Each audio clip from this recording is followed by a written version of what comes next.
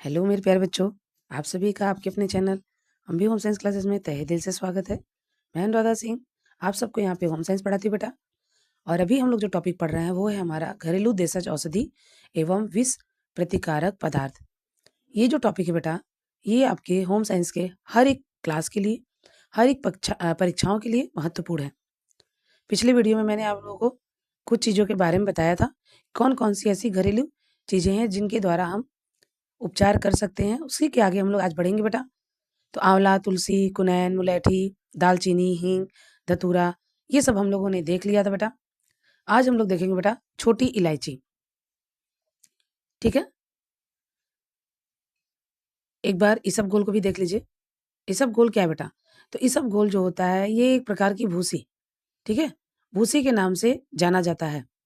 इसमें कब कब दिया जाता है इसको बेटा? तो एमीबिक पेचिस के उपचार व पुराने पेचिस के उपचार में इसबगोल की भूसी दी जाती है। सफेद रंग यानी कुछ पीला रंग लिए होता है बेटा।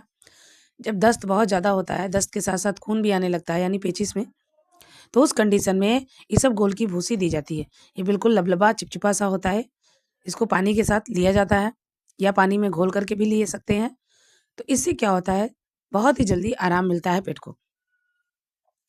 दूध के साथ भी इसे हम ले सकते हैं, ठीक है? ये कब्ज़ को बिल्कुल क्या करता है, दूर करने में भी सहायता करता है। तो इसबगोल जो होता है, इसे हम इसबगोल की भूसी भी कहते हैं। ये किसमें? आपका अमेबिक पेचिस या फिर पुरानी पेचिस। पेचिस में क्या होता है बेटा? दस्त बहुत ज़्यादा होता है। दस्त के साथ-साथ यानी पतला दस्त तो होता है, उसके साथ-साथ उसमें चिपचिपा सा पदार्थ भी निकलना शुरू हो जाता है, जिससे व्यक्ति कमज़ोर होने लगता है, डिहाइड्रेशन होने की संभावना हो जाती है। आगे देखिए पुदीना। पुदीने का प्रयोग पेट के भारीपन, वमन, जी मिचलाना तथा अतिसार के रोगों में किया जाता है। और ये पुदीना जो होता है हमें गर्मी के मौसम में बहुत ज़्यादा मिलता है, चूँकि बाहर का मौसम बहुत गर्म होता है। तो उस समय पेट के भारीपन को पेट में ठंडक पहुँचाने के लिए, और कभी उल्टी हो रहा है, जी मिचला रहा है या फिर अतिसार रोग हो गया है, तो उसमें पुदीना की पत्ती तथा फूल के पिगमेंट उपस्थित होते हैं। इनकी पत्तियों को पीस करके देने से क्या होता है, आपके वमन और जी मिचलाना, अतिसार में आराम मिलता है। पत्तियों को पीस करके सिर पर लगाने से भी सिर दर्द में आराम मिलता है। इसमें पाया जाने वाला पिगमेंट मुँह के दुर्गंध को भी दूर करता है, यानी मुँह में जो दुर्गंध निकलती है, तो पुदीने का पत्ती उसे भी दूर करता है। आजकल यह पुदीना हरा के नाम से भी एक इसका द्रव पाया जाता है। पुदीन हरा का जो गोली होता है, वो बिल्कुल ग्रीन होता है, लिक्विड भरा रहता है। पेट में जब दर्द होता है, ऐंठन होता है, तो उस समय पुदीन हरा की गोली भी ली जाती है। इसकी 2-3 बूँद पानी में के साथ सेवन करने से भी तुरंत आराम मिलता है। पुदीन हरा गोली के रूप में भी मिलता है और लिक्विड के रूप में भी मिलता है। अगर इसकी पत्तियाँ मिल जाएँ तो वो और अच्छी होती हैं। उन्हें भी पीस करके हम इसका प्रयोग कर सकते हैं। मेहंदी, तो चर्म रोगों के उपचार में मेहंदी का प्रयोग किया जाता है। किसमें? चर्म रोग। यह फोड़े, फुंसियों तथा अन्य चर्म रोगों को आराम देती हैं। इसका प्रयोग करने से ठंडक मिलता है। पैरों के जो जलन होते हैं, सिर के जो दर्द होते हैं, उस पर मेहंदी के पत्ते का लेप लगाने से आराम मिलता है। इसकी पत्तियों को उबालकर गरारा करने से दर्द को, यानी जो दर्द होता है उसमें भी आराम मिलता है। तो ये सब देखिए, ये हमारे कुछ बगीचे के कुछ ऐसे पौधे हैं, हमारे रसोई के कुछ ऐसी चीज़ें हैं जो हमें बहुत सारी बीमारियों से, बहुत सारे यानी बिना दवा लिए घरेलू तरीके से हमें बिल्कुल ठीक कर देते हैं। इसके बाद है अरंडी। तो अरंडी आप लोग देखोगे बेटा, अरंडी, इसके जो बीज विषैले होते हैं, अधिक मात्रा में सेवन करने से मृत्यु भी हो जाती है। इसका तेल हल्के जुलाब के रूप में प्रयोग किया जाता है। गर्भ निरोधक औषधियाँ बनाने में अरंडी के तेल का प्रयोग किया जाता है। गाँव की भाषा में इसको रेड़ी बोलते हैं बेटा। आप देखोगे तो रोड के किनारे, खेतों में बहुत ज़्यादा अरंडी के पौधे पाए जाते हैं। तो इनके बीज को इकट्ठा करके उनका तेल निकलवाया जाता है। फिटकरी, फिटकरी को महीन पीसकर बुखार आने के समय से 4 घंटे पहले 2 से 4 बार रत्ती चूर्ण को 1 चुटकी भर देसी खाड़ में मिला करके देने से बुखार भी दूर होता है। खाड़ जिससे आप गुड़ प्राप्त करते हो। फिटकरी 2 भागों जैसे सेंधा नमक 1 भाग और दोनों को महीन पीसकर। कैसे? फिटकरी का 2 भाग और सेंधा नमक का 1 भाग, दोनों को बारीक महीन पीसकर प्रतिदिन सुबह-शाम दाँतों तथा मसूड़ों से मंजन करने से दाँतों से खून आना बंद हो जाता है तथा दाँत और मसूड़े मजबूत हो जाते हैं। 2 रत्ती फिटकरी पीसकर आधी छटाक गुलाब के अर्क में मिलाकर शीशी में भर ले। दुखती हुई आँखों में 2 बूंद टपकाने से आँख की लाली, कीचड़ और जो उसमें दर्द होता है, ये सब से भी आराम मिल जाएगा। समझ में आया बेटा? इसके अलावा फिटकरी अगर कभी चोट लग जाता है, कहीं कट गया, खून बहुत ज़्यादा निकल रहा है, तो फिटकरी को बारीक पीस करके उस चोट लगे स्थान पर लगाकर कुछ देर दबा दिया जाए, तो रक्त भी बहना बंद हो जाता है। फिटकरी का प्रयोग हम पानी को घरेलू तौर से शुद्ध करने में भी करते हैं। अगर पानी बहुत गंदा है, तो फिटकरी का एक टुकड़ा लीजिए और उसे पानी में अच्छे से घोल लीजिए। घोलने के बाद थोड़ी देर बाद आप देखेंगे कि पानी जो भी अशुद्धियाँ होती हैं, वो सब ऊपर आ जाती हैं। तो इस तरह से हम छान करके पानी को भी शुद्ध कर सकते हैं। बड़े-बड़े जहाँ पे टंकियाँ होती हैं, जिन्हें हम साफ़ नहीं कर सकते हैं, उन टंकियों के पानी को साफ़ करने के लिए फिटकरी का भी प्रयोग किया जाता है। इसके बाद है सुहागा। तो सुहागा 6 ग्राम तथा कपूर 4 ग्राम दोनों को पीसकर शुद्ध शहद में मिलाकर रुई की फुरफुरी से मुँह के छाले और घाव को लगाने से जो है मुँह आना बंद हो जाता है। यानी सुहागा का प्रयोग करने से क्या होता है, जो भी आपके ठीक है बेटा, सिरके में थोड़ा-सा सुहागा घोलकर 2-3 बूंद कान में टपकाने से भी कान के जो कीड़े होते हैं, वो नष्ट हो जाते हैं। जो कान में दर्द होता है, वो ठीक हो जाता है। अदरक, तो अदरक तो हम जानते हैं बेटा, अदरक का प्रयोग हम लोग ठंडी में बहुत ज़्यादा करते हैं। सर्दियों के दिनों में अदरक को गुड़ में मिलाकर खाने से सर्दी कम होती है। सर्दी के कारण आवाज़ बैठ जाने पर थोड़ा-सा अदरक नमक लगाकर खाने से आवाज़ भी खुल जाती है। अदरक का रस शुद्ध शहद में मिलाकर चाटने से खाँसी को भी बहुत लाभ मिलता है। अदरक का रस निकालेंगे किसी एक चम्मच में, उसको निकाल लीजिए, थोड़ा-सा उसमें शहद मिला लीजिए और किसी चाकू को गैस पर या आग में थोड़ा-सा गरम कर लीजिए। गरम करने के बाद उसमें जो आपने अदरक का रस और शहद मिलाया है, उसमें उसका छौंका लगा दीजिए। उसके बाद आप ले लीजिए, फिर आधे 1 घंटे तक आप कुछ भी लिक्विड चीज़ या कोई भी चीज़ मत खाइए। आपके खाँसी में बहुत आराम मिलता है। अदरक और प्याज का रस समान मात्रा में मिलाकर पीने से वमन यानी उल्टी होना बंद हो जाता है। अदरक का प्रयोग हम चाय में, सब्ज़ी में यानी मसालों के रूप में भी अदरक का हम प्रयोग करते हैं। तो अदरक सर्दियों के लिए रामबाण होता है, जो हमारे शरीर को गर्मी भी प्रदान करता है। हल्दी, तो हल्दी तो हम जानते हैं बेटा हमारे किचन का सबसे अहम सामग्री है। बिना हल्दी के तो हम कोई भी भोजन बना ही नहीं पाएँगे। हल्दी जो आपका एंटीसेप्टिक और एंटीबायोटिक दोनों ही है। चाकू अथवा किसी तेज धार वाले हथियार से शरीर के किसी अंग में कट जाने पर यदि उसमें से खून बह रहा है, तो उस स्थान पर हल्दी भर देने से खून बहना बंद हो जाता है। समझ में आ रहा है बेटा आपको? यानी अगर कहीं चाकू से या किसी चीज़ से तेज धार वाली चीज़ से कट गया है और रक्त बह रहा है, तो उस जगह पर अगर आप हल्दी भर दीजिए और थोड़ी देर के लिए उसपे दबा दीजिए, तो रक्त बहना बंद हो जाता है। इस प्रकार चोट वाले स्थान पर हल्दी और चूना बराबर मात्रा में मिलाने से जो है पेट के कीड़े भी मर जाते हैं। चूना की मात्रा बहुत ज़्यादा नहीं रहेगी बेटा, बहुत थोड़ा। क्योंकि चूना जो है, अगर इसकी मात्रा ज़रा से भी ज़्यादा हुई, तो व्यक्ति की मृत्यु भी कर देता है। चूना काटता है, इसलिए चूना की मात्रा बहुत कम में हो। 20 ग्राम पीसी हल्दी को 1 ग्लास पानी में उबालकर सुबह-शाम गरारा करने से मुँह के छाले भी दूर हो जाते हैं। यानी आप पानी लीजिए, उसमें थोड़ा-सा हल्दी डालिए और पानी को खौला दीजिए। खौलाने के बाद उसको छान लीजिए। छानने के बाद सुबह-शाम आप उससे गरारा करिए, मुँह के छाले दूर हो जाएँगे। और ये मुँह के छाले होते कैसे हैं? जब पेट की गर्मी साफ़ नहीं हो पाती, यानी आप सही तरीके से शौच नहीं जा पाते हो, तो उस कंडीशन में क्या होता है, हमारे मुँह में छाले हो जाते हैं और हम जब पानी की मात्रा कम कर देते हैं, तब भी मुँह में छाले हो जाते हैं और ये छाले बहुत ही तकलीफ़ देते हैं। आप कोई भी चीज़ निगल नहीं पाते, कुछ भी खा नहीं पाते, आपको बोलने में, कुछ भी गटकने में बहुत समस्या होती है। तो उसके उपचार के लिए हल्दी के पानी से हम गरारा करेंगे तो आराम मिलता है।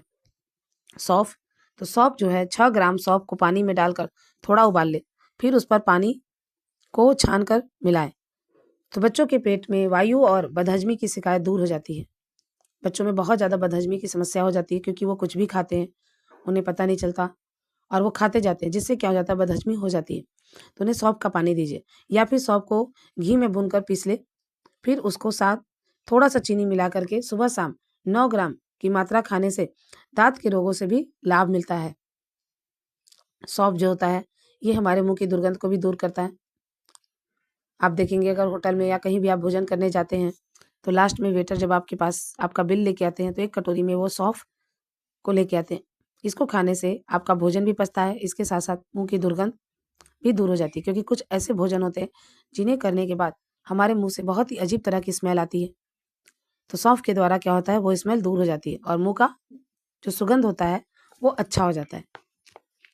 गिलोय, तो गिलोय आपने देखा बेटा कोरोना टाइम में गिलोय का बहुत नाम सुना होगा, है ना? गिलोय जो होता है बेटा, ये हरी गिलोय 10 ग्राम को थोड़ा-सा कूट कर रात के समय 200 ग्राम पानी में भिगो दीजिए। प्रातः उठकर पानी को छानकर शक्कर मिलाकर नियमित रूप से सेवन करने से पुराना बुखार दूर हो जाता है। गिलोय के पत्तों को उसका रस निकाल करके मिलाकर पीने से पेट के कीड़े भी मर जाते हैं, तथा गिलोय का काढ़ा पिलाने से फोड़े फुंसी, रक्त विकार और अनेक प्रकार के चर्म रोग भी दूर हो जाते हैं। आपने देखा रामदेव बाबा, उनका गिलोय का काढ़ा कोरोना में बहुत चला था, पर ऐसा कुछ नहीं था कि गिलोय पीने से आपको खांसी या कोरोना का प्रभाव नहीं हो रहा था, बिल्कुल नहीं।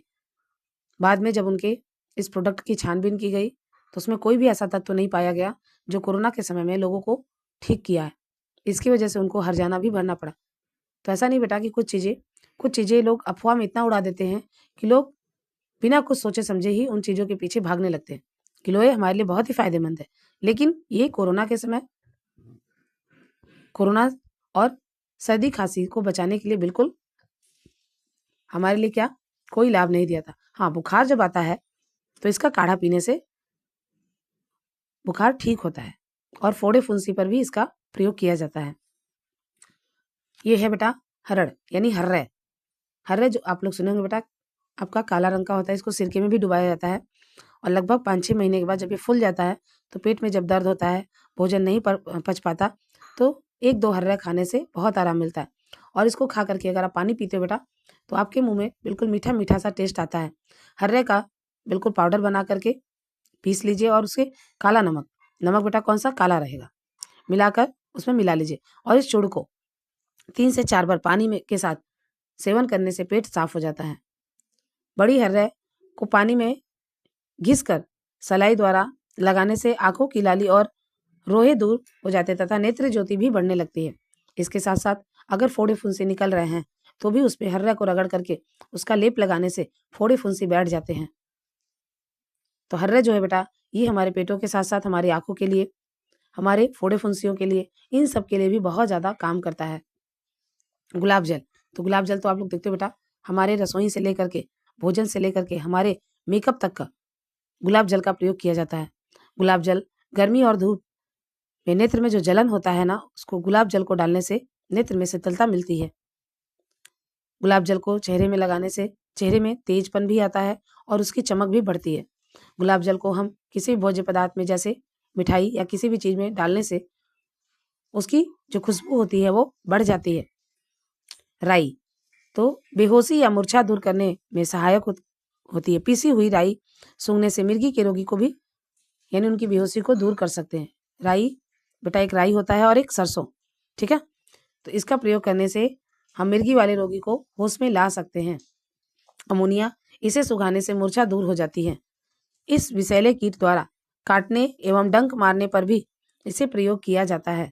ठीक है बेटा, अमोनिया आपने देखा था, पिछले वीडियो में मैंने बताया था। अमोनिया का प्रयोग हम मूर्छा को दूर करने में करते हैं और यहाँ से आपके प्रश्न बहुत बनते हैं।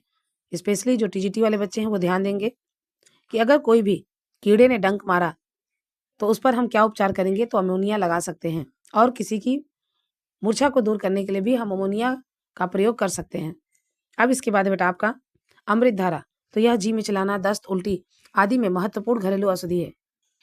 डिटॉल, तो डिटॉल हम सभी जानते हैं बेटा, ये कीटाणुनाशक और घाव को धोने वाला पदार्थ है। इससे जो भी जर्म्स होते हैं, जो भी कीटाणु होते हैं, वो बिल्कुल दूर हो जाते हैं। बरनाल, तो जले वाले स्थान पर हम किसका प्रयोग करते हैं बेटा, बरनाल का। आयोडेक्स, तो ये दर्द नाशक औषधि है।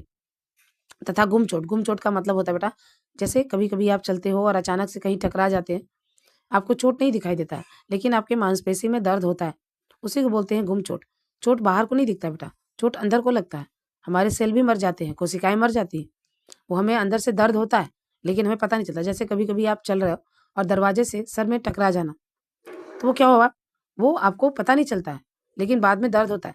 तो उस दर्द को दूर करने के लिए हम आयोडेक्स का प्रयोग करते हैं।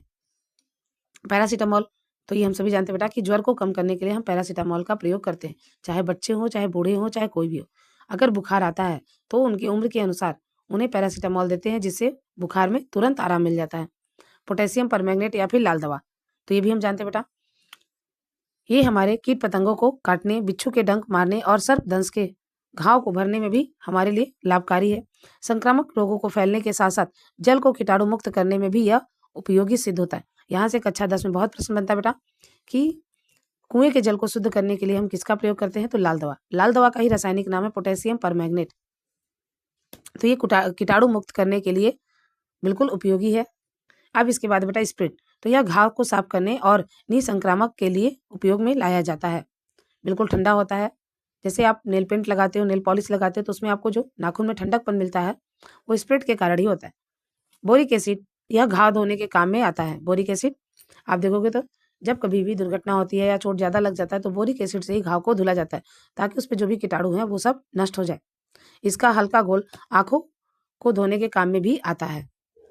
परक्यूटोक्रोम, तो जल के साथ इसका घोल घाव पर लगाने से घाव शीघ्र भर जाता है तथा इस पर अन्य विषैले पदार्थ का प्रभाव नहीं पड़ता।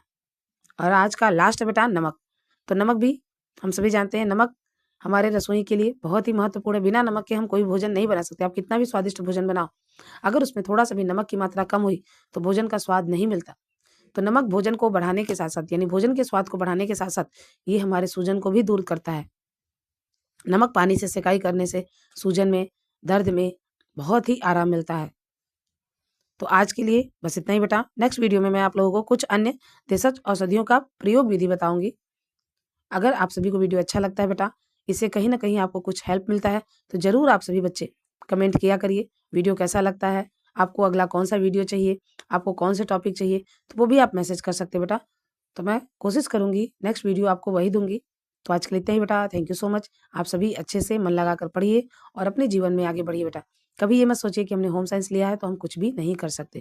ठीक है बेटा, तो आज के लिए इतना ही, थैंक यू सो मच।